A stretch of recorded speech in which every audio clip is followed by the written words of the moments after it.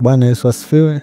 Karibu tena tujifunze neno hili la Mungu ambalo litakupa fursa ya kuishi katika misingi mizuri ya wokovu na katika kuifanya kazi ya Mungu kwa bidii.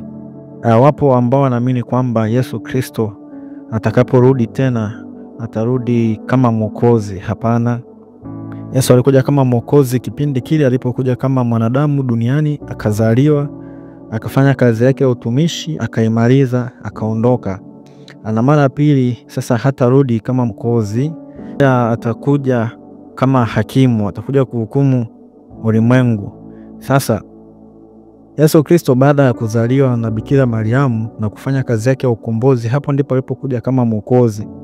Alikuja kama Mwokozi, akazaliwa, akaishi na sisi, akafa msalabani, na siku ya tatu akafufuka.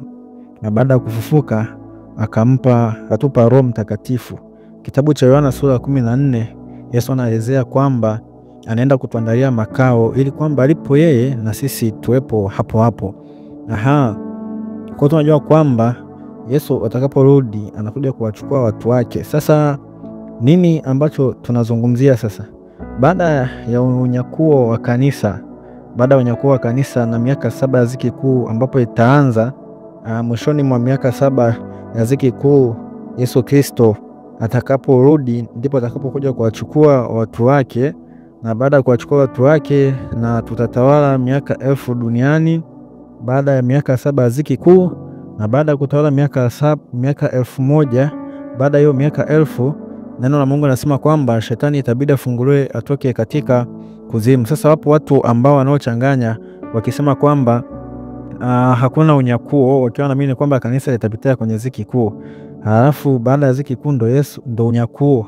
Anaamini kwamba unyakuo hamna, yani utaanza ziki kuu zeni unyakuo. Sikiza nikwambie, hiyo ni confusion.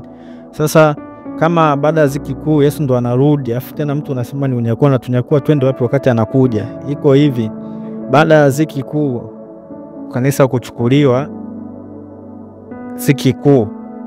Sasa ziki kuu ni miaka 7. Baada ya miaka 7, Biblia inasema mara baada ya ziki za siku zile ndipo itakapoonekana ishara mwana wa Adamu akija. Kwa hiyo mwana wa Adamu anakuja kufanya nini? Mwana wa Adamu atakapokuja, cha kwanza atakomesha utawala wa mpinga Kristo. Neno la Mungu linasema kwamba mpinga Kristo na nabii uongo watatupwa katika ziwa la moto. Alafu baada hapo kinachofanyika ni nini? Shetani anakamatwa, anafungwa kuzimu, asipate kuwadanganya tena wanadamu miaka 1000. Kwa hiyo miaka 1000 sisi tunatawala na Yesu Kristo, sio unyakuo. Sasa kama ziki kuu inatoka, inakuja ni kitu kinachoitwa miaka 1000 ya utawala, sio unyakuo. Tunanyakula twende wapi wakati tutatawala hapa duniani miaka 1000? Wakati Yesu atakaporudi na wale watakatifu walionyakuliwa kabla ya ziki kuu, tutakuja kuungana na watakatifu watakaotoka kwenye ziki kuu, tutatawala miaka 1000. Muda huo shetani amefungwa katika kuzimu miaka 1000. Kwa hiyo dunia itakuwa shwari na amani. Kwa hiyo tutatawala miaka 1000.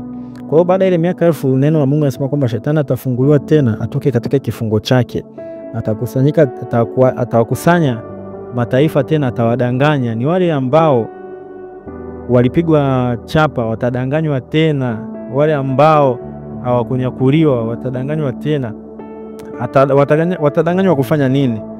Biblia inasema kwamba shetani atawakusanya katika ile vita ya siku kuu ya Mungu Mwenyezi, yani Gogu na Magogu, ile vita ya mwisho kabisa. Neno la Mungu linasema kwamba shetani atawakusanya ili apigane na kambi ya watakatifu. Lakini neno la Mungu linasema kwamba moto utashuka kutoka mbinguni na utawateketeza. Kwa hiyo unakuja kugundua kwamba baada ya hapo adui shetani na yeye na malaika zake watatupa wote katika ziwa la moto. Sasa hapo baada hilo tukio la kwamba shetani atakapofunguliwa katika kuzimu, atakapokuja kuwadanganya mataifa tena, kinachotokea ni kwamba tukio hilo linalofuata mbele itakuwa ni kiti kikubwa cheupe cha hukumu. Sasa baada ya hicho kiti cha hukumu, Biblia inasema kwamba kila mtu ambaye jina lake alikuandikwa katika kitabu atatupwa. Wakisoma kitabu cha Ufunuo wa Yohana sura 20, Biblia inasema kwamba kisha nikaona malaika akishuka kutoka mbinguni mwenye ufunguo wa kuzimu na mnyororo mkubwa mkononi mwake. Akamshika yule nyoka wa zamani ambaye ni Ibilisi na Shetani, akamfunga miaka 1000. Sasa umeona, akamtupa katika kuzimu, akamfunga, akamtia muhuri juu yake asipate kuwadanganya mataifa tena hata itimie ile miaka 1000, na baada hayo yapasa afunguliwe muda mchache. Umeona? Sasa nyama Mungu anasema kabisa shetani atafungwa miaka 1000. Muda hiyo miaka 1000 sisi tunatawala watakatifu. Baada ya miaka 1000 basi inabidi afunguliwe tena muda mchache. Kwa hiyo kisha funguliwa atawadanganya mataifa kuja kupigana na kambi ya watakatifu ambao ndio tunatawala na Kristo miaka 1000. Moto utashuka mbinguni utawateketeza. Tukio linalofuata ni kipi kubwa? Upe cha hukumu. Sasa Biblia inasema kwamba makaburi yatawatoa wafu, bahari itawatoa wafu, kuzimu na mauti zitawatoa wafu. Manake hawa wafu wanaofufuliwa hapo ni wale ambao hawakufufuliwa katika ufufuo wa kwanza, yani parapanda ya Mungu ilipolia. Biblia inasema waliokufa katika Kristo, kwenye kitabu cha Wathesalonike wa kwanza sura ya 4 mstari wa 17 inasema kwamba parapanda Bwana atakapolia, wafu waliokufa katika Kristo watafufuliwa na tuliosalia ambao tukao tutanyakuliwa. Sasa huu ufufuo wa mwisho huko unahusu wale ambao hawakufufuliwa katika ufufuo wa kwanza. Huu ni ufufuo wa ovu. Maana yake kila mtu atahukumiwa kwa matendo yake. Wale ambao hawakuandikwa katika kitabu cha uzima watatupwa moja kwa moja kwenye ziwa la moto. Biblia inasema alipo yule nabii wa uongo, mnyama na ibilisi na malaika zake, nao wote watatupwa humo pamoja na wale ambao jina lao halikuwa kwenye kitabu cha uzima. Kwa hiyo sasa Yesu Kristo hatarudi kama mwokozi, bali atakuja kuhukumu. Atahukumu walio hai, atahukumu waliokufa, atahukumu. Kwa hiyo ponapona yetu ni nini? Ponapona yetu ipo kwenye kitabu cha Yohana sura ya 14. Biblia inasema kwamba msifadhaike mioyoni mwenu, mnamwamini Mungu, niaminini na mimi.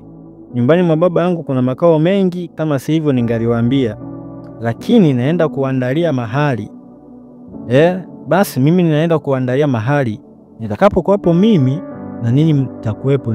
Yesu anasema kwamba alipo na sisi tutakuwepo. Kwa hiyo atatukaribisha. Sasa hawa ni watu wa aina gani ambao alipo Yesu na wao watakuwapo hapo? Warumi sura 8 mstari wa 1. Neno la Mungu nasema, sasa basi hakuna hukumu ya adhabu juu yao walio katika Kristo Yesu. Hao walio katika Kristo Yesu hawana hukumu ya adhabu. Lakini pia kwamba Biblia inasema kwamba Yesu ndio njia ya kweli na uzima. Mtu yote amwaminie ametoka mautini na kuingia uzimani.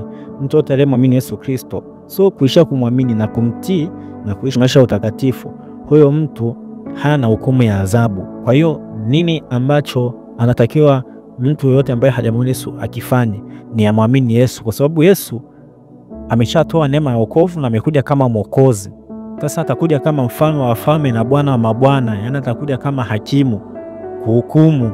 Kwa hiyo unachotakiwa kukifanya nini? Ni kuikwepa hiyo hukumu haraka iwezekanavyo kabla milango ya neema haijafungwa. Kwa hiyo ndio maana nasisitizia kwamba ni lazima tujiandae na tujiweke tayari kwa ajili ya kumpokea Yesu Kristo anapokuja mara ya pili, saa yoyote na muda wowote. Sasa wale ambao wanaamini kwamba kanisa litapita kwenye ziki kuu, waendelee kuamini kwamba litapita kwenye ziki kuu, na wale ambao wanaamini watanyakuliwa, waendelee kunyakuliwa, kwa sababu neno la Mungu haliwezi likajipinga. Kama Yesu alivyosema kwenye kitabu cha Mathayo sura 24 kwamba kama zilivyokuwa siku za